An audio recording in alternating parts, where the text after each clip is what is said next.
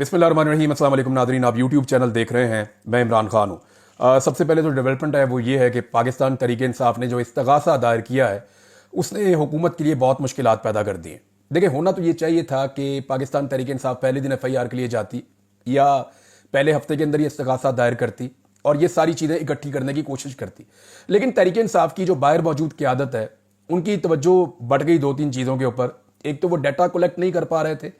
मेरी उन लोगों से बात हुई, उन्होंने कहा जी इमरान साहब, हमें सबसे बड़ा प्रॉब्लम ये था कि हमें सही डाटा तक पहुंचना था और अब हमारे पास वो डाटा है जिसकी बुनियाद के ऊपर हम कानूनी कार्रवाई कर सकते हैं। नंबर दो, मुझे ज़ाती तौर पे ऐसा लगता है कि पाकिस्तान तहरीक इंसाफ की क़यादत ने यह समझ लिया था कि अब हुकूमत जो है वो बहुत दबाव में है और वो हमारे मुतालबात तस्लीम करेगी और कम से कम इमरान खान साहब बाहर आकर अपनी रेगुलर सियासत कर सकेंगे। अब ये इम्कान भी मौजूद था लेकिन फिर वो नहीं हुआ। हुकूमत ने पाकिस्तान तहरीक इंसाफ का मजाक उड़ाना शुरू कर दिया। अदालत में डेवलपमेंट क्या हुई इस केस के पहले दिन पर, यह जनाब सबसे इंपॉर्टेंट है और वो मैं आपको बता देता हूं। District and session court Islamabad ने पाकिस्तान तहरीक इंसाफ की 24 नवंबर के एहतजाज के तनाजुर में वजीर आजम शहबाज शरीफ और दीगर के खिलाफ कार्रवाई के लिए दायर दरखास्त को इब्तदाई समाअत के लिए मुकर्रर कर लिया है। यह इस्लामाबाद के डी चौक में PTI के एहतजाज के दौरान जो जांबक हुए थे और लापता हुए थे कारकुनान, उनके मामले पर सेशन जज आजम खान ने 23 दिसंबर को इस्तगासा इब्तदाई बहस के लिए मुकर्रर किया है। यानी इब्तदाई बहस होगी 23 दिसंबर को। मैं पहले खबर आपको पढ़ के सुनाऊं, फिर मैं आपको बताता हूं कि आज हुआ क्या है। अच्छा, इसमें वफाकी दारुल हुकूमत की मकामी अदालत ने आइंदा समाअत पर शिकायत कुनिंदा को हाजिर होने का हुक्म दिया।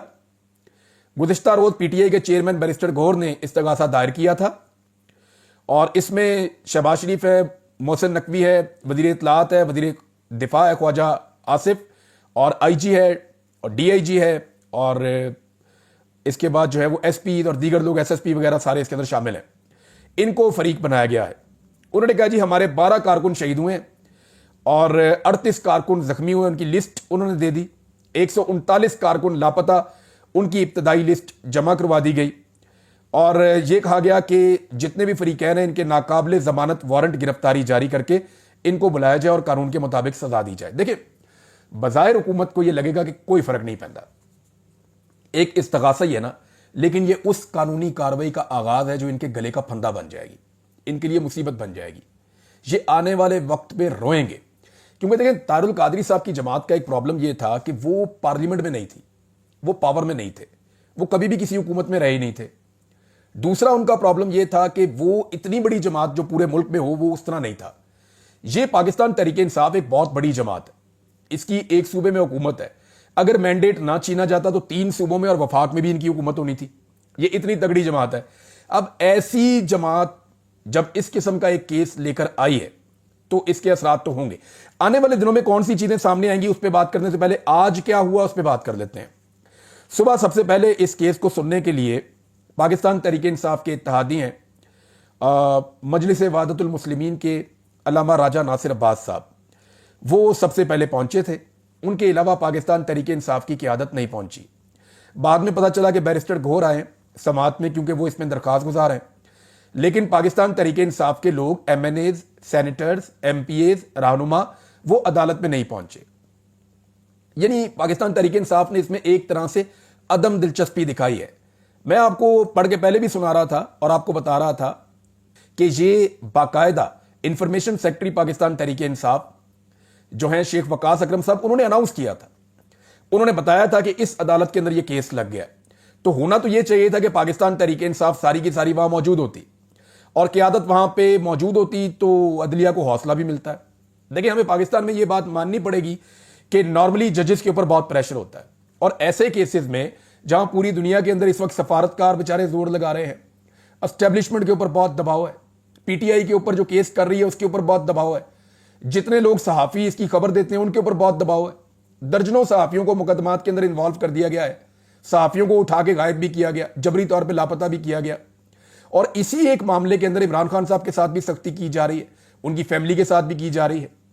इवन जो लोग शहीद हो गए या जो लोग जख्मी हुए या जो लोग लापता हैं उनके खानदानों के ऊपर दबाव डाला जा रहा है। जब इन सारी चीजों को आप इकट्ठा करके देखते हैं तो फिर आप ये समझ सकते हैं कि अदालत पे कितना दबाव होगा। अब अदालत को दबाव से निकालने का जो बेहतर तरीका होता है कि उसको सपोर्ट किया जाए, बैकअप मिले। वहां पे पाकिस्तान तहरीक इंसाफ के सेनेटर्स को, पाकिस्तान तहरीक इंसाफ के एमएनएस को, जो कौमी असेंबली में और सेनेट में तो बाकायदगी से जाते हैं, उन्हें चाहिए था कि वो अदालत के अंदर पहुंचते, लेकिन अवाम के लिए वो वहां पे खड़े नहीं हुए। मैं आपको फिर बता रहा हूं कि ये 23 तारीख कभी ना पड़ती, 14 तारीख से 23 तारीख तक 9 दिन की डेट पड़ गई है। ये 2 दिन की डेट पड़नी चाहिए थी, मंडे वाले दिन केस लगना चाहिए था। ये बहुत अहम केस है, कत्लेआम हुआ है और बहुत सीरियस मामला है, पूरी दुनिया में रिपोर्ट हो रहा है। ये कैसे हो सकता है कि अदालत 9 दिन की तारीख दे दे एक इतने अहम तरीन केस के अंदर? तो वजह यह है कि मुझे लगता है कि अदालत पे बहुत दबाव है, और अगर आपने दबाव को हटाना है, अदालत को सपोर्ट देनी है, तो सपोर्ट तो अवाम के जरिए से आ सकती है। और वो सपोर्ट ऐसी आएगी कि जो अवामी मुंतखब नुमाइंदे हैं वो बड़ी तादाद में जाकर उस अदालत के अंदर खड़े हो जाएं। तमाम एमएनएस को जाना चाहिए, कम से कम पीटीआई के 50 एमएनएस तो जाएं। कोई सारे सेनेटर नहीं जाते तो 15-20 सेनेटर्स तो जाएं। वहां पे 101 आदमी पाकिस्तान तहरीक इंसाफ का जो इंपॉर्टेंट है वो वहां पर जाकर खड़ा हो, और खड़ा होकर अपने गरीब कारकुनों का मुकदमा लड़े। गरीब कारकुन आपके लिए जान दे सकते हैं, तो क्या आप उनके लिए चंद घंटे नहीं निकाल सकते अपनी जिंदगी में से? एक समाज जो है वो 15-20 मिनट, 25 मिनट, आधे घंटे की होती है, ज्यादा ज्यादा 1 या 2 घंटे की हो जाएगी जब दलाइल चल रहे होंगे। तो आप अपनी जिंदगी में से चंद घंटे नहीं निकाल सकते अपने कारकुनों के लिए? तो तहरीक इंसाफ को बाकायदा एक उसका तरीकाकार बनाना चाहिए, चाहे सारे एक दफा ना आए, 3 हिस्से बना लें कि एक हिस्सा एक पेशी पे जाएगा, दूसरा हिस्सा एमएनएस और सेनेटर्स का, एमपीएस का दूसरी पेशी पे जाएगा, तीसरा हिस्सा तीसरी पेशी पे जाएगा। तो इस वक्त तो पीटीआई के पास बहुत बड़ी तादाद में, खैबर पख्तूनख्वा में 100 के करीब एमपीएस हैं, पंजाब में इससे ज्यादा है, एमएनएस जो है वो भी लगभग 100 के करीब है, सेनेटर भी 25 के करीब है। अभी 25 तो नहीं, क्योंकि उनका कुछ एक इलेक्शन होना बाकी है, तो 20 के करीब तो हैं। तो ये सारे लोग आ सकते हैं और वहां पर आकर खड़े हो सकते हैं, और जो शोहदा हैं, जो गरीब लोग हैं, उनके लिए आवाज उठा सकते हैं। देखें, यही गरीब आदमी है ना, यही वर्कर है जो किसी पार्टी का सरमाया होता है। जब ये आपके लिए आवाज उठा सकते हैं, अपनी जान दे सकते हैं, गोलियां खा सकते हैं, तो आपको भी निकलकर इनके लिए चंद घंटे निकालकर अदालत में जाकर खड़े होना चाहिए। इसके अंदर किसी किस्म की सुस्ती नहीं होनी चाहिए। अब पाकिस्तान तहरीक इंसाफ जो है, इसका जो इस्तगासा है, इसकी हिकमत अमली हुकूमत को चंद चीजों में बहुत मुश्किल में डाल देगी। नंबर 1, फुटेज अगर गायब करने की हुकूमत ने कोशिश की तो यह हुकूमत के खिलाफ जाएगा। 2 चीजें ना, हुकूमत अगर फुटेज देती है 28 तारीख की रात 11 बजे तक, 24 से लेकर, तो फिर बहुत सारा कुछ क्लियर हो जाएगा। उसके अंदर हुकूमत फंस जाएगी, किसने गोली चलाई, कैसे गोली चलाई, एम्बुलेंसें कहां से आई, कैसे बंदे उठाए, लेकर किन अस्पतालों में गए, अस्पतालों में कितनी एम्बुलेंसें दाखिल हुई, अस्पतालों में कितने जख्मियों को उठाकर लाया गया, जख्मियों की हालत क्या थी, डॉक्टर तो इलाज कर रहे थे, इमरजेंसी की सिचुएशन क्या थी, ये सारा कुछ आपको सीसीटीवी फुटेज के अंदर मिल जाएगा। अगर सीसीटीवी फुटेज पूरे शहर की गायब कर दी जाए, यानी अस्पतालों की भी, अस्पतालों के आसपास की भी, डी चौक की भी, डी चौक से मुल्का इलाकों की भी, कश्मीर हाईवे की भी, अगर तमाम इलाकों की सीसीटीवी फुटेज गायब कर दी जाए, तो ये एक मेलाफाइड काम होगा, ये एक बददयांती होगी, ये नाअहली नहीं है, ये एक मुजरिमाना काम है। और इसके ऊपर आलमी सतह पे पाकिस्तान तहरीक इंसाफ का मौक़िफ़ तस्लीम किया जाएगा कि हुकूमत ने उस जबर की तमाम फुटेज मिटा दी। हुकूमत दोनों तरफ फंस गई है। दूसरा जो है, अस्पतालों का रिकॉर्ड मांगा। अगर अस्पतालों का रिकॉर्ड हुकूमत नहीं देती तो यह भी एक बड़ा सीरियस मसला है, क्योंकि आलमी मीडिया में रिपोर्ट हो चुका है कि जनाब यहां पे बहुत बड़ी तादाद में जख्मी लाए गए, हमने कभी ऐसे हालात नहीं देखे। ये उन्होंने खुद कहा है, अपने मुंह से कहा है डॉक्टर्स ने, और वो रिपोर्ट हुआ है आलमी मीडिया के ऊपर। द गार्डियन में रिपोर्ट हो गया, बीबीसी पे रिपोर्ट हो गया, इंडिपेंडेंट उर्दू पे रिपोर्ट हो गया, और बहुत सारी जगहों पे रिपोर्ट हो गया। तो तीसरी चीज यह है कि लापता अफराद की फहरिस्त और लाशें और जख्मी, यह हुकूमत के लिए मसला बन जाएगा, यह हुकूमत के लिए बड़ा सीरियस मसला बन जाएगा। और इस वक्त जो सिचुएशन है वो ये है कि एक एक फैमिली को खरीदने और डराने के लिए करोड़ों और अरबों रुपया हुकूमत खर्च करने को तैयार है। यह सिस्टम एक तरमीम के लिए जहां पे अरबों रुपया खर्च कर सकता है, एक तरमीम ही है ना, एक तरमीम है जिसके नतीजे में कुछ अपनी मर्जी की अदालत बन जाएगी, कुछ एक्सटेंशंस हो जाएंगी, कुछ अपनी मर्जी के काम हो जाएंगे, कोई अपनी नौकरियां महफूज हो जाएंगी, यही है ना। तो एक तरमीम के लिए जब ये हुकूमत अरबों रुपया खर्च कर सकती है, तो अपनी जान फंदे से बचाने के लिए ये कितना पैसा खर्च सकती है, आप इसका अंदाजा भी नहीं लगा सकते। तो अब पाकिस्तान तहरीक इंसाफ की एक रिस्पॉन्सिबिलिटी और है, कम से कम जो मकामी एमएनएज और एमपीएज हैं और ओहदेदार हैं या ज़िली सुदूर हैं, वो उन तमाम फैमिलीज को तहफ़्फ़ुज़ फराहम करें और उनके साथ लगातार राब्ते में रहें जिन्हें खरीदने की या डराने धमकाने की कोशिश की जा सकती है। ये हालात हमेशा एक जैसे नहीं होंगे और कत्ल कभी भी छुपता नहीं है, میں نے پہلے بھی 2 مرتبہ آپ کو شعر سنایا کہ قاتل نے کس صفائی سے دھوئی ہے آستین، اس کو خبر نہیں کہ لہو بولتا بھی ہے. تو یہ لہو بولے گا آج نہیں تو کل. اور علماء اکرام بڑا کلیئرلی یہ کہہ رہے ہیں کہ جو شخص قتل کرتا ہے اور ایک بے گناہ کو قتل کرتا ہے اس کی تو بچت ہی نہیں ہے، اور جو اس قتل کا حکم دیتا ہے یا وہ قتل کروانے کے لیے پلان کر کے کسی کو حکم دے کر بھیجتا ہے اس کی سزا تو اس سے بھی بڑی علماء اکرام بتاتے ہیں. تو یہاں پہ بچت نہیں ہے، نہ یہاں بچت ہے نہ وہاں بچت ہے. اور پاکستان تحریک انصاف نے اب کم سے کم صحیح راستہ اختیار کیا، کیونکہ انہیں آئیڈیا ہو گیا کہ یہ حکومت سنجیدہ نہیں ہے، ہمارے ساتھ زیادتی کر رہی ہے. دوسری چیز یہ ہے کہ یوم شہداء کل منایا جا رہا ہے، کل دعائیہ تقریبات ہوں گی، اور جو باغ ناران ہے پشاور میں وہاں پہ یہ پروگرام ہوگا. وہاں سے آج کچھ مناظر میرے پاس آئے، وہاں شہداء کی تصویریں لگائی گئی ہیں، جو 12 شہداء ہیں. ہو سکتا ہے کل کچھ زخمی بھی وہاں پہ لائے جائیں اور وہ بھی بات چیت کریں جن کی حالت بہتر ہے، اور جن لوگوں کے گھر والے لاپتہ ہیں وہ بھی وہاں پہ آئیں گے. اور پاکستان تحریک انصاف وہاں پہ ایک بڑا پروگرام کرنے جا رہی ہے. اس کے لیے تقریباً ساری پاکستان تحریک انصاف کے جو اہم لوگ ہیں انہوں نے پیغامات پاکستان کے اندر سے اور پاکستان کے باہر سے جاری کر دیے ہیں. یہ پروگرام صرف پشاور میں نہیں ہونے جا رہا، یہ پورے پاکستان میں ہوگا، پاکستان کے مختلف شہروں میں ہوگا، دنیا کے مختلف شہروں میں ہوگا، اور ہر جگہ پہ آواز اٹھائی جائے گی کہ گولی کیوں چلائی. یہ سوال حکومت کے لیے اور اسٹیبلشمنٹ کے لیے اس وقت درد سر بنا ہوا ہے کہ گولی کیوں چلائی.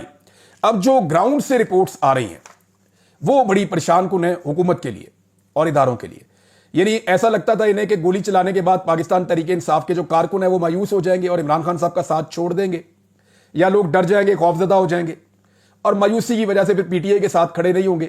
تو اب تک جو رپورٹیں پہنچائی گئی ہیں حکام بالا کو، جو بڑے لوگ ہیں ان کو جو رپورٹیں اب تک پہنچائی گئی ہیں وہ بڑی حیران کن ہے. رپورٹ یہ ہے کہ ایک بار پھر جو گراؤنڈ سے رپورٹ آئی ہے اس کے مطابق لوگ بہت بڑی تعداد میں نکلنے کی تیاری کر رہے ہیں، اور بہت ممکن ہے کہ پہلے سے زیادہ لوگ عمران خان صاحب کے کاز کے ساتھ جڑ جائیں.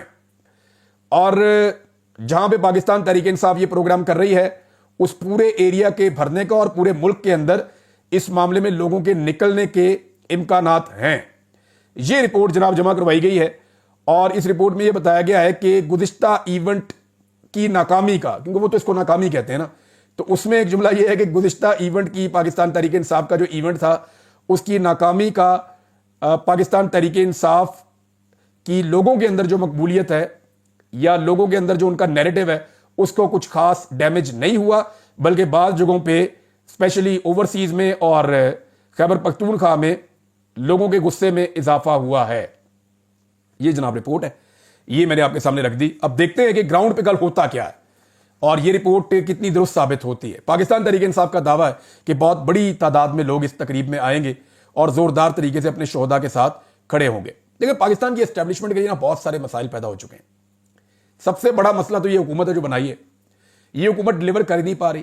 نہ یہ کسی سے مذاکرات کر سکتے ہیں، نہ یہ دہشت گردی کے معاملے کے اوپر کوئی بات کر سکتے ہیں، نہ یہ کسی چیز کے اوپر کوئی پالیسی دے سکتے ہیں، نہ ان کی اتنی کریڈیبلٹی ہے کہ یہ دنیا سے پاکستان میں انویسٹمنٹ لے کر آئیں، نہ یہ معیشت ٹھیک کر پا رہے ہیں، نہ یہ پاکستان کے اندر اعتماد لا پا رہے ہیں کہ لوگ ٹیکسز دیں اور پاکستان کے اندر پیسہ جمع ہو جائے.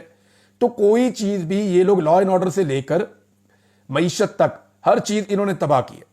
تو پہلا بڑا مسئلہ تو اسٹیبلشمنٹ کے یہ ہے کہ جن کو لایا گیا انہوں نے اپنا ٹوٹل فیلئر ثابت کر دیا. اب دوسرا جو سب سے بڑا مسئلہ ہے اس وقت اسٹیبلشمنٹ کے لیے وہ یہ ہے کہ پاکستان کے بیشتر علاقوں میں جتنی آوازیں ہوا کرتی تھیں اینٹی اسٹیبلشمنٹ، یا جتنی آوازیں ہوا کرتی تھی جن کو ریاست سے شکایتیں تھیں، وہ آوازیں گزشتہ چند سالوں میں بہت زیادہ طاقتور ہوتی چلی جا رہی ہیں. مثال کے طور پہ قبائلی علاقوں میں یا پشتون بیلٹ جتنی بھی ہے پاکستان میں، وہاں پہ پشتون تحفظ موومنٹ جو ہے پی ٹی ایم، اس کی مقبولیت میں بہت اضافہ ہوا ہے اور تیزی سے اس کی طاقت بڑھتی جا رہی ہے. اس کی وجہ یہ ہے کہ ان کے مطالبات وہ لوگوں کے جا کے دل کو لگتے ہیں، اور جو کچھ بھی پاکستان میں ہو رہا ہے، جو مناظر چل رہے ہیں سوشل میڈیا پہ اور جو سپورٹ اب مل رہی ہے، اس کی وجہ سے ان کا نیریٹو زیادہ تیزی سے عوام میں نہ صرف مقبول ہو رہا ہے بلکہ ان کی طاقت بڑھ رہی ہے. پورے بلوچستان کے علاقوں میں مارنگ بلوچ ایک مزاحمت کے استعارے کے طور پہ سامنے آئی، یعنی ایک ایسا سمبل بن چکی ہیں جسے لوگ مزاحمت اور ریزیلینس کا ایک سمبل سمجھتے ہیں. اور ریاستی پالیسیوں سے جتنے لوگ ناراض ہیں وہ اکٹھے اور متحد ہو رہے ہیں بلوچستان میں، اور وہ ساتھ کھڑے ہو رہے ہیں جا کے مارنگ بلوچ اور ان کی تحریک کے ساتھ. گلگت بلتستان اور کشمیر کے حالات بھی آپ اچھی طرح جانتے ہیں. کشمیر میں جو کچھ ہوا وہ آپ کے سامنے. ریاست کو بدترین شکست دی ہے کشمیر کے عوام نے. ریاست کو بار بار کشمیریوں کے سامنے گھٹنے ٹیکنے پڑے. جو بھی قانون وہ لے کر آئے کشمیریوں نے ان کو رد کیا ہے, بلکہ اب کشمیری وارننگ دے رہے ہیں کہ فلاں چیز یہاں ہونی چاہیے اور فلاں چیز نہیں ہونی چاہیے, اور انہوں نے چیزیں اپنے کنٹرول میں لی ہیں اور ہر قسم کی غلامی سے انکار کر دیا ہے. تو کشمیر کے اندر تو کبھی کسی نے سوچا بھی نہیں تھا کہ ریاستی جبر کو اتنی بدترین شکست ہوگی, لیکن وہاں پہ ہوئی ہے. باقی پنجاب اور سندھ کے اندر پاکستان تحریک انصاف کی وجہ سے لوگ نظام سے سخت ناراض ہیں. یہاں پہ مڈل کلاس زیادہ تر ہوتی ہے اور مڈل کلاس اپنے آپ کو چیزوں سے ارریلیونٹ رکھتی تھی, لیکن عمران خان صاحب نے ان کو اپنی سیاست میں ریلیونٹ کر دیا. اب جب سے وہ ریلیونٹ ہوئے ہیں تو ان کے بھی شکوے اور شکایتیں ہیں, اور وہ کبھی بائیکاٹ کرتے ہیں, کبھی وہ اپنا ایک بیانیہ بناتے ہیں. اور یہ مڈل کلاس یہ جن کے لوگ اٹھائے جاتے ہیں, غائب کیے جاتے ہیں, ٹارچر کیے جاتے ہیں, ان پہ پرچے دیے جاتے ہیں, ان کی زندگیاں تباہ کی جا رہی ہیں. پاکستان میں جو نظام ہے وہ یہ سمجھتا ہے کہ ان کو کچل کے وہ ان کی سوچ کو بدل سکتے ہیں, لیکن اس کا الٹا امپیکٹ ہو رہا ہے. اگر آپ اپریل 2022 سے لے کر آج کا موازنہ کریں تو چیزیں بہت مختلف ہیں. اپریل 2022 میں لوگوں کو کچھ شکوک و شبہات تھے, بعد میں ان کے شکوے بڑھتے گئے, اور اب لوگوں میں بڑی کلیئرٹی ہے اور لوگ صاف بات کرتے ہیں کہ جو اسٹیبلشمنٹ کی جو پالیسیز ہیں ان کی وجہ سے پاکستان کو اور ہمیں نقصان پہنچ رہا ہے. تو لوگوں کی سوچ بہت تبدیل ہوئی ہے. اگر اسی پالیسی کے ساتھ چلیں گے اور اسی طرح ڈنڈا چلے گا پاکستان میں تو لوگوں کی سوچ میں مزید پختگی آتی چلی جائے گی, اور پھر کچھ عرصے کے بعد یا چند سال کے بعد ہمارے پاس واپسی کا رستہ بھی شاید نہیں رہے گا. ناظرین, ایک سٹیٹمنٹ جو ہے وہ ایم کیو ایم نے دیا, بڑا انٹرسٹنگ سٹیٹمنٹ ہے. میں وہ پورا بھی پڑھ کے سنا سکتا ہوں, لیکن اتنا خالد مقبول صدیقی صاحب کا سٹیٹمنٹ ہے بڑا مزیدار. میں آپ کو بتا دیتا ہوں ایکچولی انہوں نے کہا کیا. ایک جملہ ہی ان کا ساری بات بتا دیتا ہے. وہ یہ کہہ رہے ہیں, نہ جانے ہم کب ناراض ہو کر حکومت چھوڑ دیں. نہیں, آپ کی یہ اوقات نہیں ہے. آپ کو ایک باوردی آدمی کا فون آئے گا اور وہ آپ کو بتائے گا کہ اب حکومت چھوڑ دو, پھر آپ حکومت چھوڑ دیں گے. جنہوں نے آپ کو سیٹیں دلوائی ہیں, ایک باوردی آدمی کوئی بھی آپ کو فون کرے گا اور آپ اچھے بچوں کی طرح سیٹیں چھوڑ دیں گے, اور جب تک آپ کو فون نہیں آئے گا آپ سیٹوں کے ساتھ چمٹے رہیں گے. اور یہ صرف بیان بازی اور کچھ نہیں ہے. ایم کیو ایم کی اوقات اتنی سی رہ گئی ہے, اور پاکستان کا, کراچی کا, حیدرآباد کا ایک ایک بچہ یہ بات جانتا ہے کہ آج ایم کیو ایم کے پاس ایک بھی سیٹ جیتنے کی صلاحیت موجود نہیں ہے. اگر ہوتی تو آپ ایسے جوتے پالش نہ کر رہے ہوتے, یا اتنی ساری جماعتیں جو جوتے پالش کرنے والی ہیں ان کو اکٹھی کر کے آپ ایک جماعت نہ بنا رہے ہوتے. ناظرین, ایک اور بڑی امپورٹنٹ چیز ہے جو حکومت کو فیس کرنی پڑ رہی ہے, اسپیشلی سندھ میں تو یہ نہیں ہو رہا. سندھ میں اچھا کنٹرول ہے زرداری صاحب کا اور بلاول کا اور ان کی حکومت کا بیوروکریسی کے ساتھ, کیونکہ سندھ کی بیوروکریسی آپ سب بڑی اچھی طرح جانتے ہیں, وہ بالکل اکٹھے ہیں, یکجان ہیں حکومت کے ساتھ, تو وہاں ان کا کام ٹھیک چل رہا ہے. لیکن اگر آپ پنجاب میں آ جائیں یا وفاق میں آ جائیں یا ایون آپ آ جائیں خیبر پختونخوا میں, تو ان جگہوں کے اوپر, یا بلوچستان میں بھی آپ چلے جائیں, پاکستان کے 3 بڑے صوبوں میں, یا آپ کشمیر کو بھی شامل کر دیں اس کے اندر, بلتستان کو بھی, گلگت بلتستان کو بھی آپ شامل کر دیں, یہاں پہ کسی بھی سیاستدان سے بیوروکریٹ آرڈرز نہیں لے رہے. یہ بات اپنے منہ سے وہ نہیں کریں گے, لیکن علی امین گنڈا پور کے ساتھ بھی یہی ہو رہا ہے, پنجاب میں مریم نواز کے ساتھ یہی ہو رہا ہے, فیڈرل گورنمنٹ میں شہباز شریف اور ان کی کیبنٹ کے ساتھ بھی یہی ہو رہا ہے. اور بار بار یہ لوگ شکایت کر رہے ہیں, خاص طور پہ پی ایم ایل این کے لوگ شکایت کر رہے ہیں, ہماری حکومت ہے, ہماری بات ہی کوئی بیوروکریٹ نہیں سنتا. حتیٰ کہ چند بیوروکریٹس نے کہا جی ہم اسٹیبلشمنٹ کی بات سنتے ہیں, یا ان کی سن لیں یا آپ کی سن لیں. بیوروکریسی کو اس بات کا پتہ چل گیا کہ ملک میں اصل حکومت اسٹیبلشمنٹ کی ہے, یہ صرف یہاں پہ بلا وجہ لا کر بٹھائے گئے ہیں, اور بیوروکریسی نے ہی ان کو جعلی فارم 47 دے کر ان سیٹوں پر بٹھایا. تو کیونکہ عوامی طاقت نہیں ہے پیچھے, عوامی سپورٹ نہیں ہے پیچھے, تو ان حکومتوں کی اوقات ہی کوئی نہیں ہے. جو خیبر پختونخوا کی حکومت ہے اس کا مسئلہ الٹا ہے, وہاں پہ تو دشمنی چل رہی ہے نا, وہ تو اسٹیبلشمنٹ اپنی مرضی کے بندے وہاں لگائے ہوئے ہیں, اور وہ وہیں سے آرڈر آتے ہیں, وہ ان کو فالو کرتے ہیں. وہاں تو ٹرانسفر پوسٹنگ بھی نہیں ہو سکتی. دوسری طرف جو پی ایم ایل این ہے ان کی شکایتیں سامنے آ رہی ہیں, اور وہ سیریس شکایتیں, وہ کہہ رہی ہیں ہماری بات ہی کوئی نہیں سنتا. ہم بیوروکریٹس کو کہتے ہیں یہ کام ایسے کرنا ہے, یہ کام ایسے کرنا ہے, وہ ایک کان سے سنتے ہیں, دوسرے سے نکال دیتے ہیں. اور یہ ایشو اب رپورٹ ہونا شروع ہو گیا. تھوڑے دنوں میں آپ کو خود پی ایم ایل این کے لوگ یہ کہتے ہوئے, اور یہ آپ سنیں گے بار بار ہر جگہ پہ, کہ جناب ہماری تو بات ہی کوئی نہیں سن رہا. ایسی حکومت کو تو چھوڑ دینا چاہیے. ناظرین, ہمارے دوست جو ہیں ہرمیت سنگھ صاحب, ان کے اوپر مقدمہ کیا گیا تھا, ان کو ضمانت مل گئی ہے, اور ہرمیت سنگھ صاحب کے ساتھ بہت زیادتی ہوئی ہے. عالمی سطح پہ بھی یہ خبر رپورٹ ہوئی ہے. پاکستان کے اندر صحافیوں میں بہت غم و غصہ ہے کہ ہماری اقلیتوں کی ایک نمائندگی ہے ہمارے میڈیا کے اندر اور ان کے ساتھ ایسی زیادتی کی گئی ہے صرف اس لیے کہ وہ سچ بول رہے ہیں یا اپنا پوائنٹ آف ویو وہ دے رہے ہیں جو انہوں نے اس رات کو وہاں پہ ہوتا ہوا دیکھا. یعنی سچ بولنے کی پاکستان میں اتنی کڑی سزا دی جا رہی ہے. باقی صحافیوں کے ساتھ ساتھ ہرمیت سنگھ کو بھی نشانہ بنایا گیا. تو ہرمیت سنگھ صاحب جو ہیں ان کو بیل مل گئی ہے اور پورا پاکستان اور پاکستان میں سچ بولنے والے ان کے ساتھ کھڑے ہیں. تو حوصلہ نہیں ہارنا, ہمت آپ نے اکٹھی رکھنی ہے اور انشاءاللہ یہ وقت گزر جائے گا. اب تک کے لیے اتنا ہی. اپنا خیال رکھیے گا, اپنے چینل کا بھی. اللہ حافظ.